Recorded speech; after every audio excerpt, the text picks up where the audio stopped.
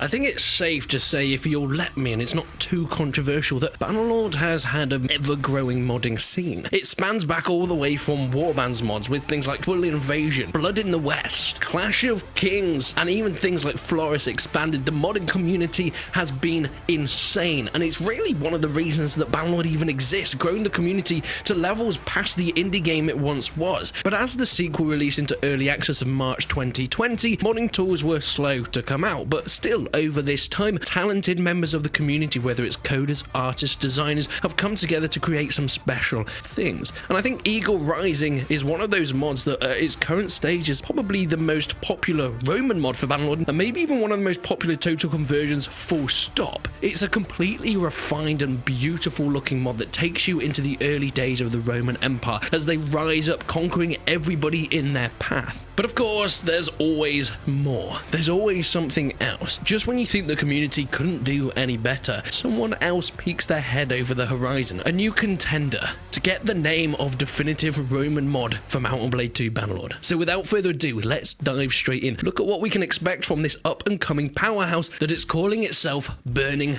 Empires, the next big Roman mod for Mount and Blade 2 Bannerlord.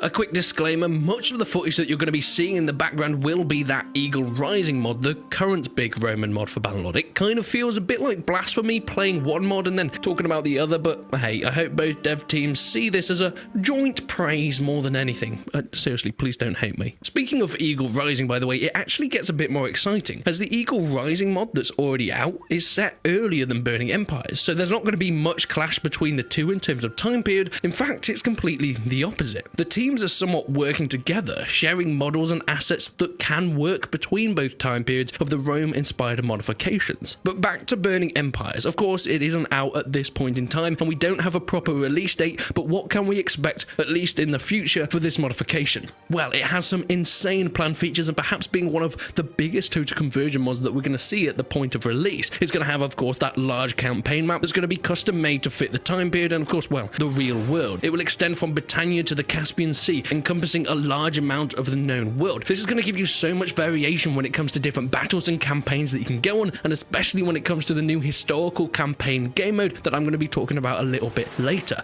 But this world needs filling up. It needs factions, it needs people, it needs cultures and settlements to make it thrive and feel like a living world. There's going to be 24 major starting factions and 20 of those minor factions. This is something that isn't going to be the hardest to implement, since Bannerlord even offers that feature already. Okay, granted, it doesn't have as many major factions, which Burning Empires is really trying to push with that one, but the major and minor faction mechanic is already within the base game. Having smaller and less relevant cultures that have their own types of troops and banners is something we've seen before, and it's going to be translated into this time period. There's going to be historical lords, as you'd expect with each faction, and will be based on real events. Speaking of these characters, there's also going to be the addition of modifying the already done companions. If anyone doesn't know, in Bannerlord you can go around taverns or cities and find NPC companions that can join you. You can level them up, give them skills, armor, weaponry. They can even be healers or surgeons for your group if that's what you want to do. Additionally, you can send them off in caravans or be merchants to bring in your money, and they're much like secondary players, but of course controlled by the AI. These are going to be within Burning Empires in the form of historical characters,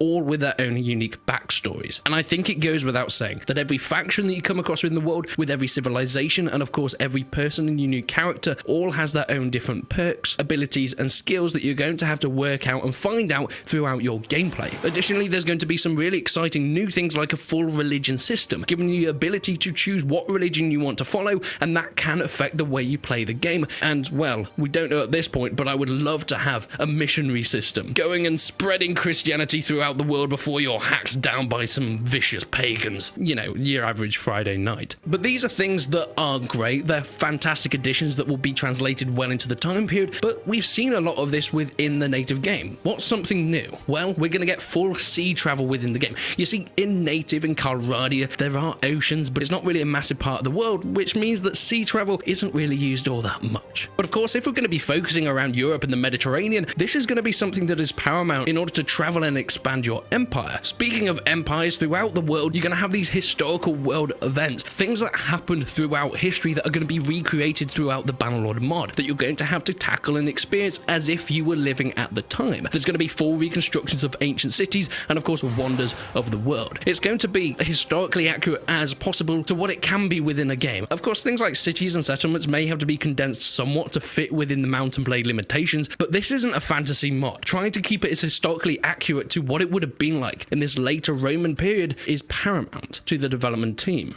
But let's move on to some of the more interesting features of the campaign and the single player element to this. There's going to be, of course, new quests that you can join, and I'm hoping they're going to really focus more on the single player quest lines than native does. Whilst it is a possibility and you do have to do some quests in order to create clans and things like that and progress in whatever loose story that Bannerlord has, I really hope that some of these mods, and specifically in this case Burning Empires, tries to focus more around a storyline. Okay, you don't want to force players to do a story they don't want to do, because there's always people that want to just play the sandbox and build up their armies and conquer castles and whatever. But having a story that actually works, that is constructed in a way that is really interesting, is something that I think Mount and Blade games have sorely missed in the past, and hopefully Burning Empires can translate this into a cool late Roman period. All these new quests will have full voice acting as well, and included in this is a completely new game mode that I mentioned earlier. Historical campaign. This is a campaign that follows the journey of famous historical characters with unique quests and full storylines included in them. There's going to be lots of these different historical campaigns, including the likes of Flavius Stilicho, one of the last great Roman military commanders in the West, fighting in campaigns against barbarians, including the famous Visigoths. Doing this kind of points towards the direction that I was hoping they would go with the single player campaigns, much more focus on real historical characters and storylines.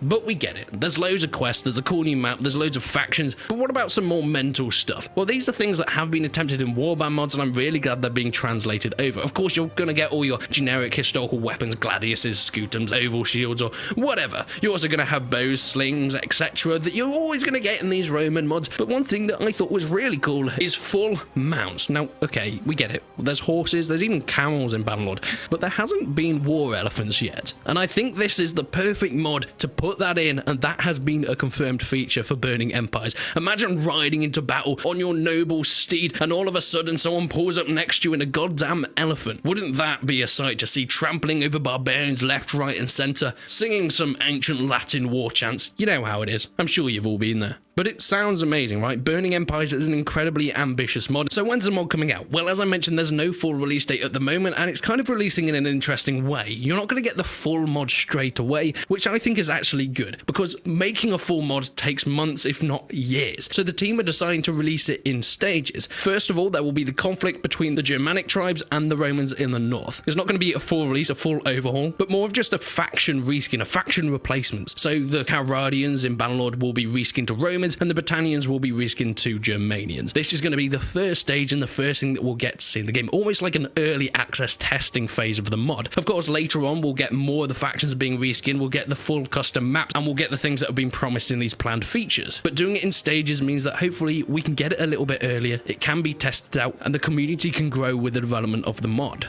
So, after we get these faction replacements, there will be a first full independent release and version of the modification. This will feature mostly based on Western Europe, with, of course, the Western Roman Empire, the Franks, the Saxons, the Langobards, the Vandals, and the Burgundians, and some others in Western Europe. As the mods mentioned, it's going to try and want to cover most of the known world at the time, so we will see some expansions from there. So far, in terms of gameplay, you've seen a lot of it in the background here. We get some really cool looks at some of the cities and the locations that have been modelled so far. We have a little bit of look at the armor, but nothing too interesting. There's been some models that have been put on their Discord, but once again, you can go and check all that out for yourself, other than what you've seen slide shown across this video. But this is a mod that I'm really looking forward to. I think Bannerlord has struggled a little bit in the past, and especially the relationships between the modding developers and Tailwars themselves. There's been clashes, and I think it is nice to see a lot of full conversions coming at the moment. Of course, we've got Calradio Awakens, we've got Eagle Rising, we've just had the Old Realms Warhammer mod come out, which I'm really excited to get into. These total conversion mods are really starting to ramp up, and I think Burning Empires is just the next in the list that are going to push players back into this game. But please let me know what you think. Go and support the developers if you want, but they have no idea I'm making this video, so of course I have no affiliation with the mod itself. But you know who I do have an affiliation with? This YouTube channel. So please subscribe to it if you really want to. But leave a like on the video if you enjoyed it, leave a dislike if you didn't. But until then, I will see you in the next one.